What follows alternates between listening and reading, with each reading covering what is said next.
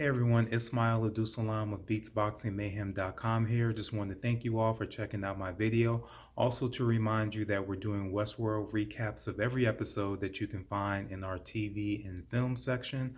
The episode recaps air every Sunday at 10 p.m.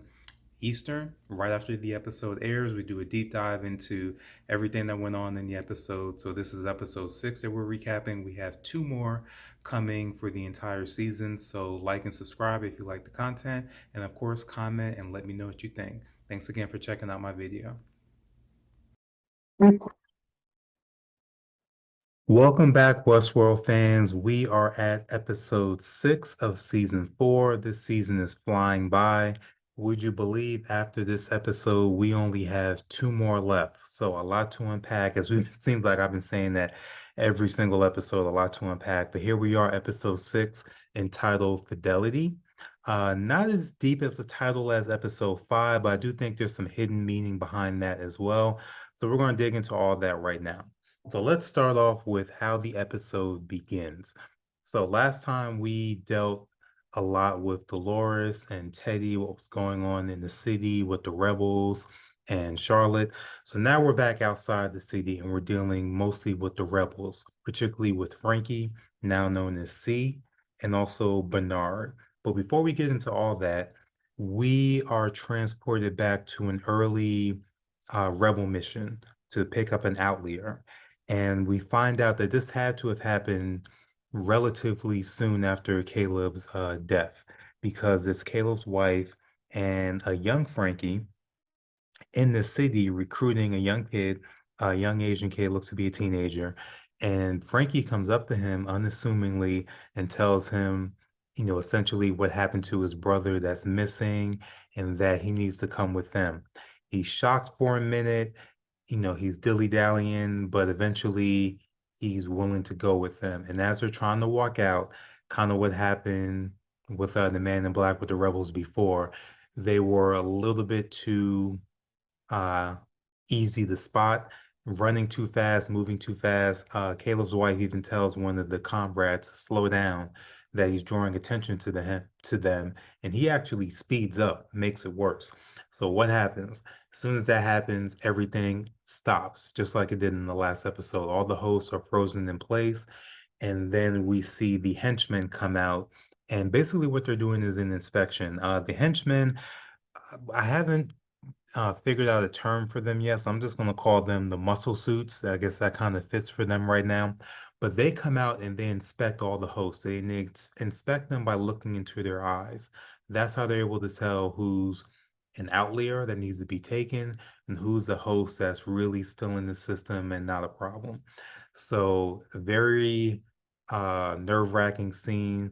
The muscle suits look at Frankie, look at her directly in the eye, look at her, look at Frankie's mother, look at the new kid, Jay, is his name, the teenager that they're recruiting as an outlier.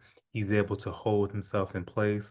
But unfortunately, the guy that started all this, the comrade that was running too fast, he holds his pose for most of it, but unfortunately, a fly goes by his eye and he blinks. And even though the henchmen aren't even looking at him when he blinks, they're able to detect that glitch in the system and they immediately choke him and grab him up.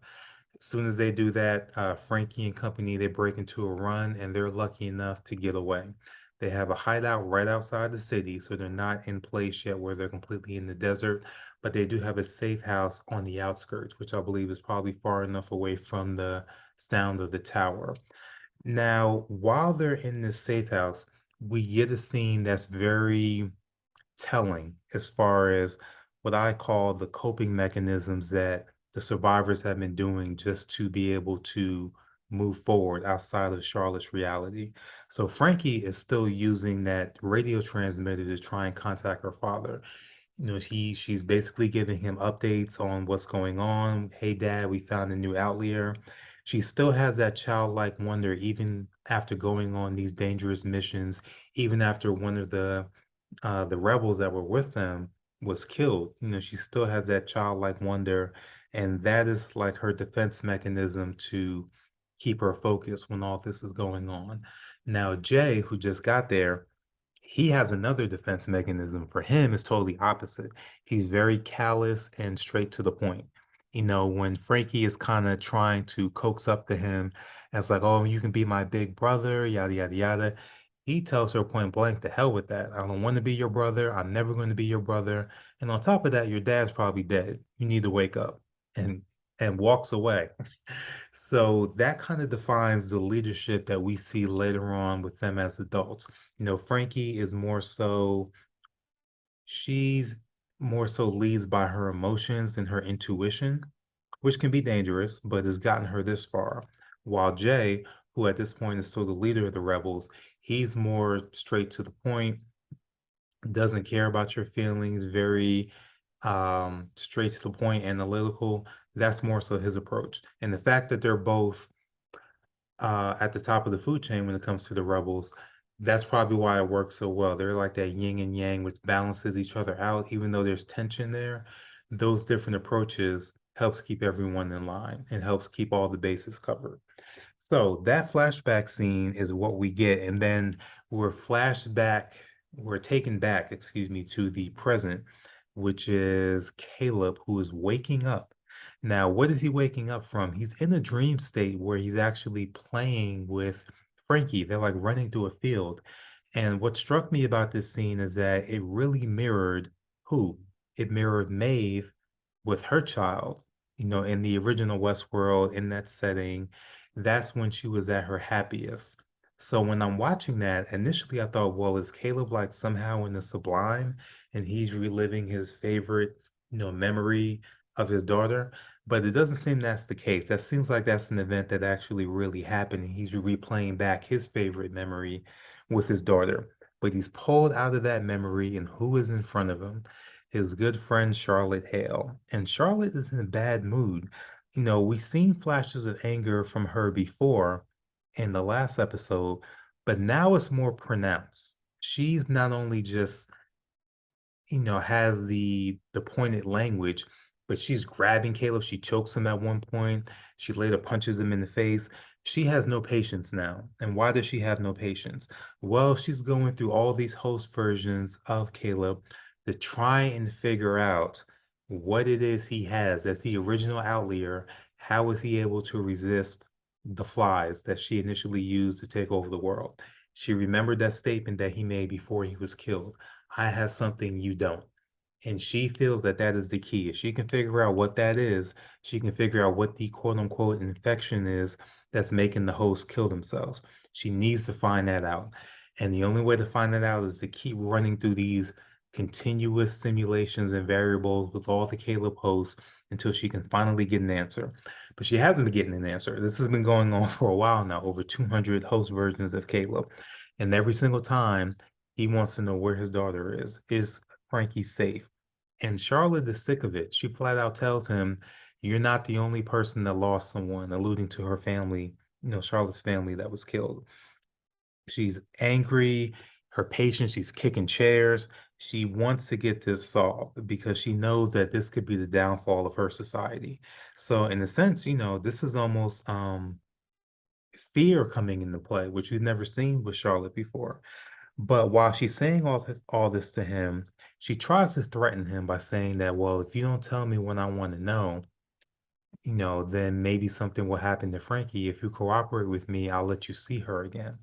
But this Caleb remembers, I think he remembers what initially happened that got the flies inside of him when that android version of Frankie trapped him. So he sees through that ruse and he basically tells her, I know you're lying and I know she's still out there. And that's why you're afraid because she's eventually going to take you down.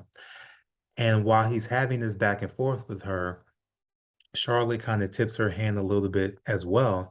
And she states, well, that's probably not going to happen because I sent a little present back with, her and her rebel friends. And we find out later on that present was actually Jay. Now, Jay, as we find out later on, and this was one scene that you knew something happened, but it really wasn't clear. We see Jay running up to the roof before he shoots the man in black, and we see a door open, but we don't see who opens the door. We find out later on that the door that opened was a host version of Jay, which killed him. So the Jay that comes back with the rebels, with the Outlier, is actually a host version sent to infiltrate.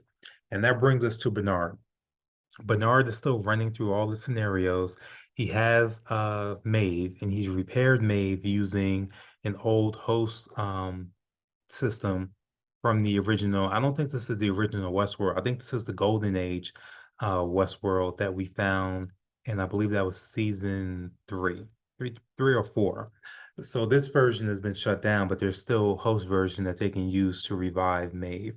Now, Frankie, she's warming up to Bernard a little bit, but she's still creeped out by this whole situation where he's talking about all the variables. I run all the simulations. I used to work in the park. She doesn't feel completely comfortable with him, but she knows he's the best bet.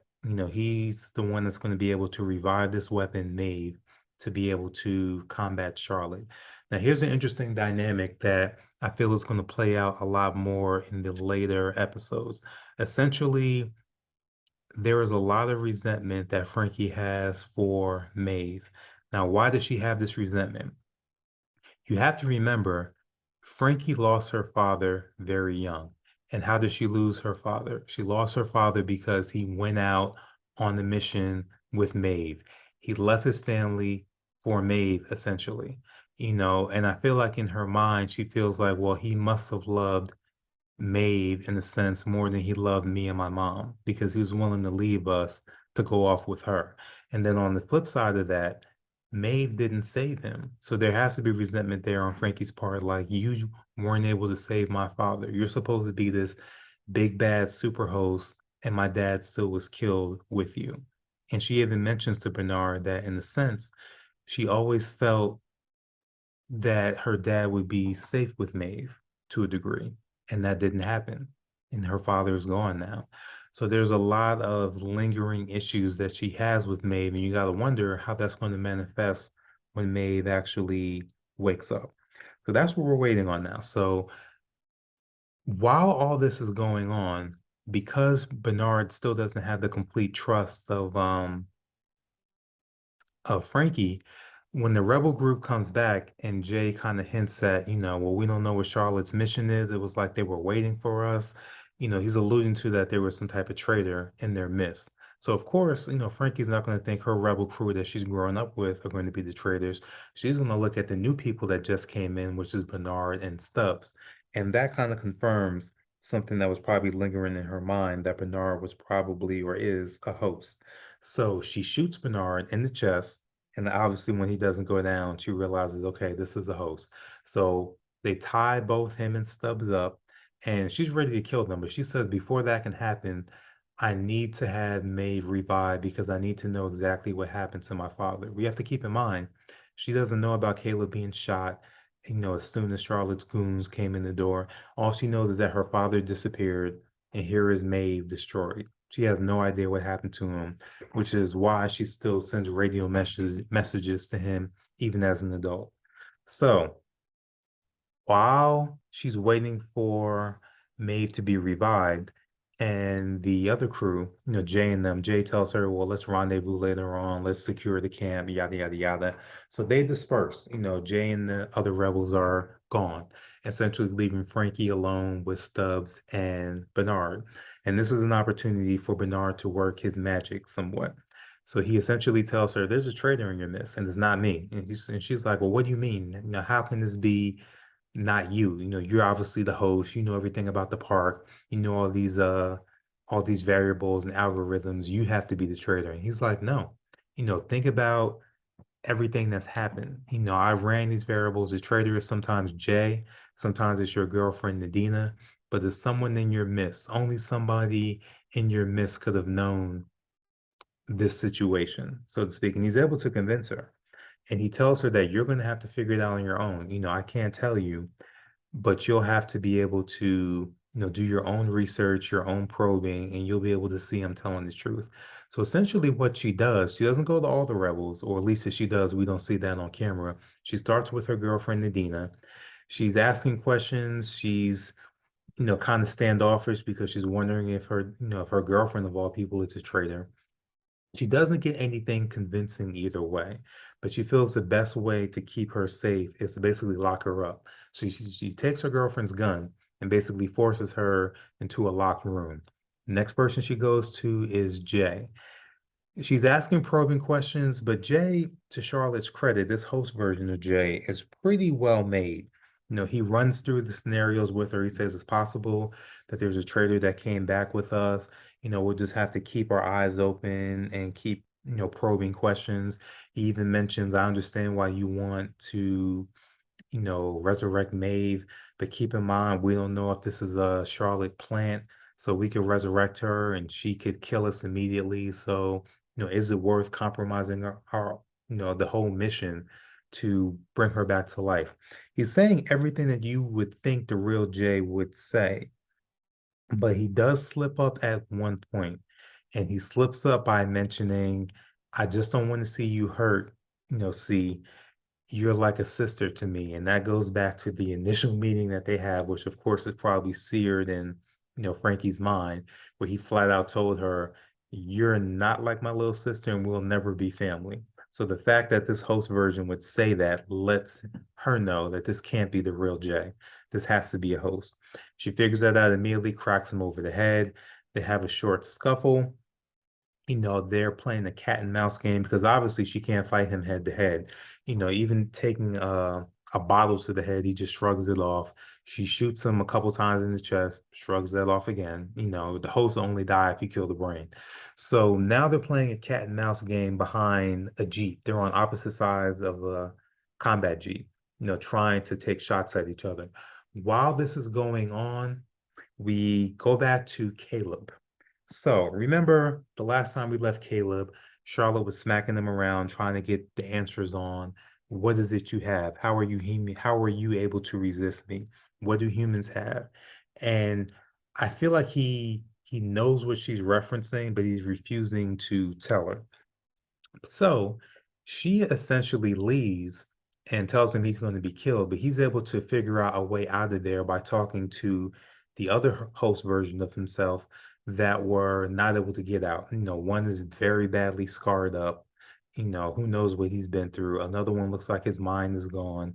And the scarred up version of Caleb tells the other version of this episode, essentially the only way to get out is death.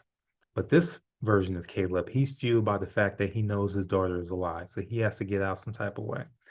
And essentially, how Charlotte is killing all of these host versions is she basically burns them. There's a chamber that opens above, and fire comes down and kills all of them.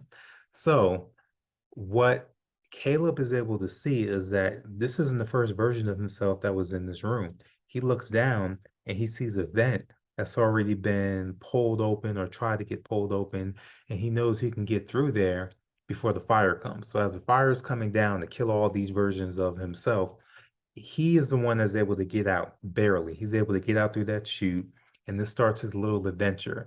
And this almost becomes like a video game because as he's going along, he's seeing little clues that another version of himself has been here before. Like a dirty handprint here, a bloody handprint on another portion of the pathway. So that's letting him know he's on the right path, but it has to be in the back of his mind. If I'm replaying this again, at some point, the older version of me that came through here died, did something wrong. So I have to be on point to make sure that I don't make the same mistake that my predecessor made. So as he's sneaking along, unfortunately, he gets caught by one of the muscle suit henchmen.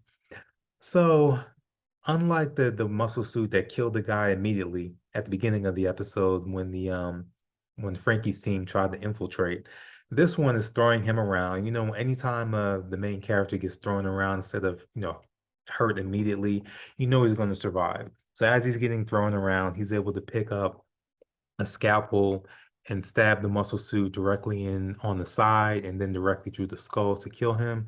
So he's able to continue on. He gets up in the vent and he's walking through the vent to get to another side of the building. He gets to an opening. Now, before he gets to the opening, he sees another version of himself dead, apparently in the vent. But when he opens the vent and looks down, it's a it's a super steep jump. There's no way he can survive by jumping down. And how can he confirm that? he looks down and he sees about two or three dead versions of himself that tried to jump. Skulls burst open. So he's upset. He's thinking, I gotta make this jump anyway. I gotta figure out how to get back to my daughter. I gotta risk it. But before he jumps, the version of himself that was dead in the vent is actually not dead and stops him from jumping. Basically says, you're not going to be able to make it. The other version that's been making this journey, he tells this hurt version of himself, of Caleb, Frankie's alive. We got to figure out a way to get down there. I got to figure out a way to get to her, even if I risk, killing myself. So in a very somber moment, this broken up, hurt version of Caleb that was stuck in the vent, he tells this other Caleb, use me. And what does he mean by use me? Essentially, take me and help me be your shield. So you can still jump out, jump out the vent, but I'll take the brunt of the impact. So he essentially takes this version and jumps down on top of him. So the hurt version of Caleb lands back first, splitting his head open, dies immediately, and the current Caleb is able to survive unscathed. But he's of course upset to see another version of himself die. So he's saying, I'm sorry, I'm sorry. And his body is actually deteriorating because these host versions, they only have, it seems like a couple hours to live, if that. So he's getting sicker and sicker, but he gets to the top of the building, of Charlotte's building. And he gets to the endpoint, which is actually where he can send out a radio signal. And of course, he remembers the radio signal that he and Frankie had all those years ago. And what does he decide to send out to her? He basically lets her know, you're on the right path. I'm sorry for not being there. I'm sorry that I didn't survive and get back to you. But you have everything that you need to survive. You have the will of a warrior. I taught you how to be a warrior. You know exactly what you need to do. And that's his message. That's it. Now, Charlotte is not impressed. She all of a sudden shows up behind him. And what we realize is that this was all a game. She basically let him get this far just to be able to run another variant, another algorithm to see if she can figure out what Caleb has to get him to this point, to get human beings to be able to resist and what is corrupting the host. She still hasn't figured it out though. And this really kind of drives home the point that Charlotte just has a blind spot. She feels that the hosts are perfect, that they have no flaws, and she can't understand that the reason that human beings are able to survive and that this is why she's on the near 300th version of Caleb is that the capacity for spontaneity, the capacity for love, the capacity to face insurmountable odds and still do what you need to do because you know if there's a chance, I have to do it. That's something only human beings can do. And it's something that Charlotte disdains, and that's going to be her downfall because she says later on, earlier when she was talking to Clementine, these human beings, they're so small in their pursuits. Everything is petty defiances for them. Everything that they do is so small. Well, Charlotte, the small things add up. We as human beings know it's the little things. The little things add up to big things and get you where you need to go. And that is what we saw with this whole journey that Caleb was on. The little things, just being able to get out of that vent to avoid the fire, the older version of himself that was willing to sacrifice himself just so this version of Caleb could be able to get just a little bit further in the game, just like we do in the game of life. We always want our children to do better than we did in life. And we'll work and we'll toil as hard as we need to just so they can get a little bit more of a leg up than what we had in our lives. And that's what we saw in this journey. But for Charlotte, it's just a petty defiance. She can't see how important that is. She can't fathom the idea of that type of sacrifice. That's irrational for her. That's irrational for the host. That's why they can't comprehend it when they're confronted by these outliers. It messes with them because it's not in their DNA, because it's not in Charlotte's DNA. And Caleb, when he finally confronts her, when she thinks she's actually broken him by telling him that this was all a game, all you had was a weak apology to give her. And he's like, no. She heard me. I know she heard me, and she has everything that she needs to defeat you because you're not capable of handling her because we're not the infection. You're the infection. You're the ill in this world that doesn't belong. You're the virus that needs to be stamped out, which is what my daughter's going to do. And that anger that we've been seeing with Charlotte the last couple episodes, it flashes again. She grabs Caleb, but this time she snaps his neck. And I think it's important that we saw that because Charlotte's been, we haven't seen her physical power for the most part this season. We forget that she's the all-powerful host. Even though she has her mental capacity, her mental powers that she's been doing to take over the planet, she's still physically very formidable. Need to keep that in mind. So whether that's going to be Frankie or Maeve, they're going to have their work cut out for Charlotte when they eventually confront her. But the most pivotal point of this episode was after she snaps his neck, she turns and looks at the city that she created, this supposed utopia, this supposed perfect world. What it is a dead, lifeless world. And when she's looking at it for the first time, we see abject fear on her face. And it's fear because she kind of knows what's coming and she knows she's not prepared for it. She's ran all these variants, she's ran all these simulations to try and get every possible outcome of human beings that can be done, and she's still not able to narrow it down because as human beings, we surprise all the time. As we know, whether it's your spouse, family members, your brother, sister, your mothers, no matter, you can have grown up with somebody your entire life and they'll still do things that can surprise you. That's the spontaneity of the human spirit. That's what the host can't replicate. And we see that on her face. This is the first time we've seen her really afraid, and she's afraid as she's looking out at her own world. It's fear and it's doubt. It's doubt because now she's thinking about what Caleb said. Is it true? Am I really the virus? Am I really the infection that needs to be wiped out? And what happens when she has these emotions? She starts bleeding again. That hand that she didn't repair, that scarred hand from when she was bombed in the car with her family, that trauma that she won't let go is manifesting again. But here's the key thing. When she clutches her arm and the bleeding stops, when she looks up again and looks up again at the city, that fear on her face is gone now. Now it's a look of determination, almost a look of I know what I need to do. It's kind of funny. It kind of reminded me of Michael Corleone's face at the end of Godfather 2, where he's basically just sitting there by himself with all haunted by the memories of everything that he had to do to get to this point where he's at now, sitting in that chair.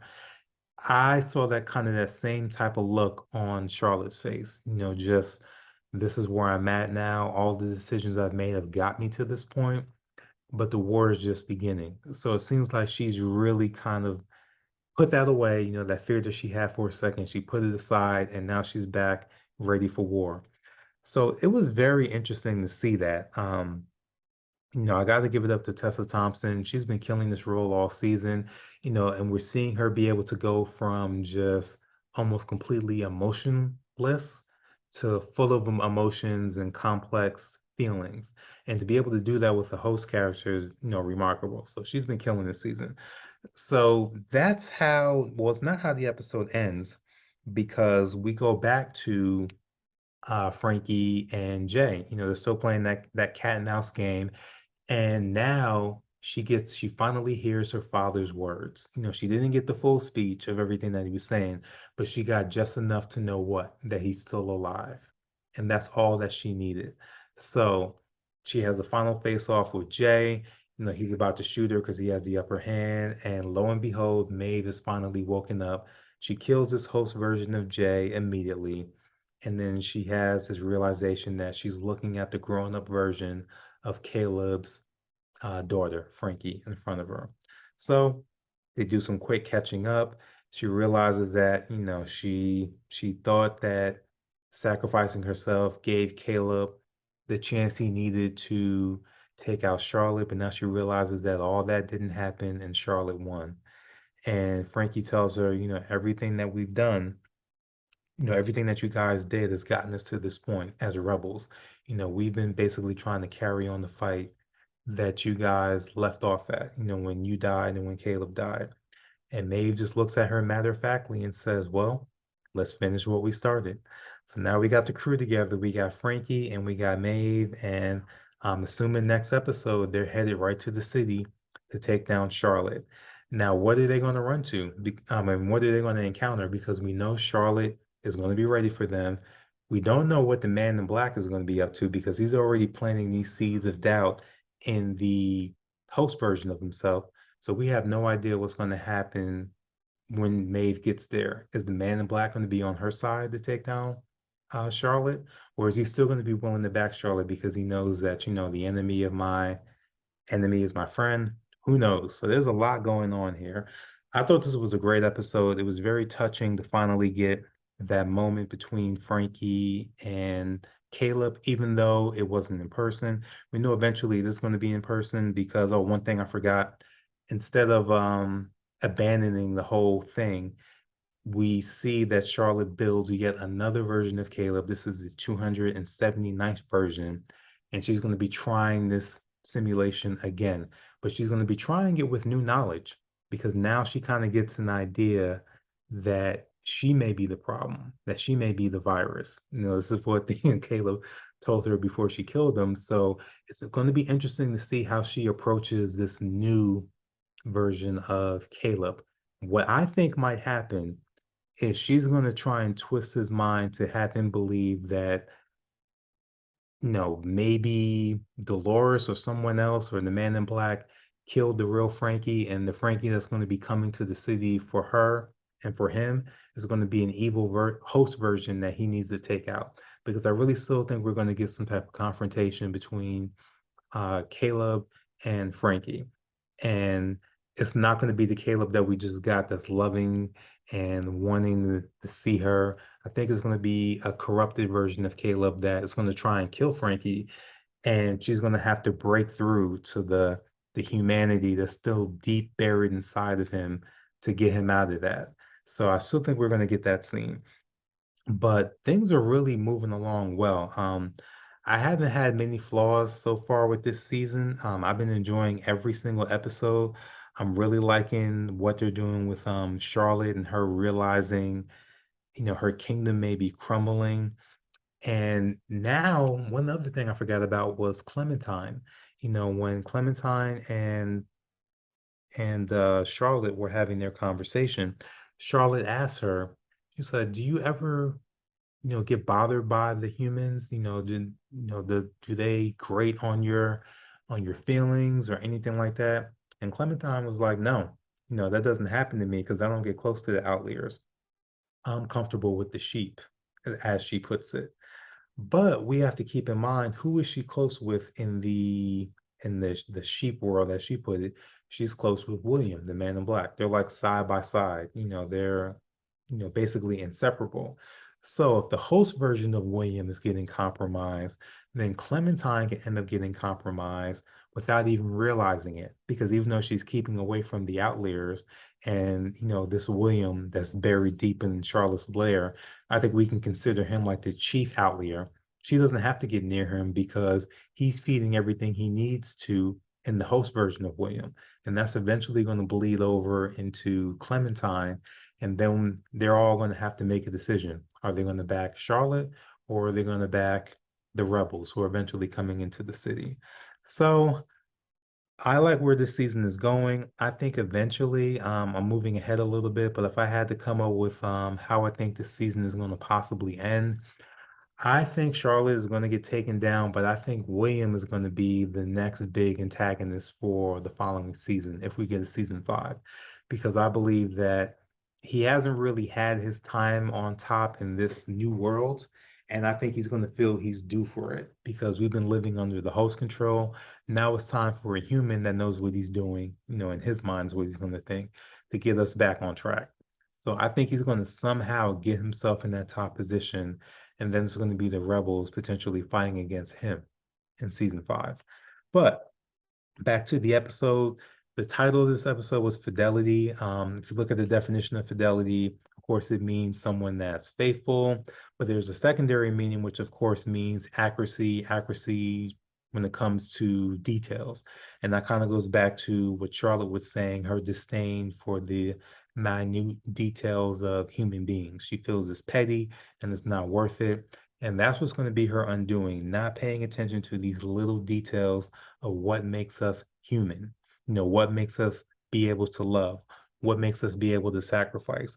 By the fact that she hasn't paid the attention to that she needs to, and probably she can't because she's a host, that's what's going to end up being her downfall. So she's never going to find out, that thing that Caleb has until it's too late, until Frankie's in front of her, ready to take her down, Frankie and Maeve. So I want to wrap this up. I know I've been talking for a minute. I feel like I say that every week, but of course, with the Westworld, there's always so much to unpack. I feel this was a really good episode, a lot of bases covered. Love what we saw with Bernard and Frankie. Love the flashbacks. Um, as I've been saying before, the flashbacks are easy to follow. They're not complicated. Everything is still straightforward. That's one of the big complaints we had in season two. Season three didn't have a lot of that, and here we are in season four. And I think they're balancing everything. I think everything is being balanced well. So the older fans and the newer fans are getting a lot out of this. I believe the last episode was the highest viewed episode of the season. So that tells me that the word of mouth is getting out about how good the season is. And I can't wait to see what they do in episodes 7 and 8. I can't believe we only have 2 episodes left. I really hope that last episode, episode 8, they got to go at least like an hour 15, hour and a half. I feel like there's going to be too much to wrap up. But let me know what you think. Who are your favorite characters so far? I'm really still big on the Man in Black, but Charlotte is creeping up there now. Tessa Thompson is doing a great job with this character. So I can't wait to see what we get in the last 2 episodes. So remember to like and subscribe. We'll be doing these recaps every single Sunday at 10 p.m. following the episode, and look forward to your feedback. Everyone, have a good one.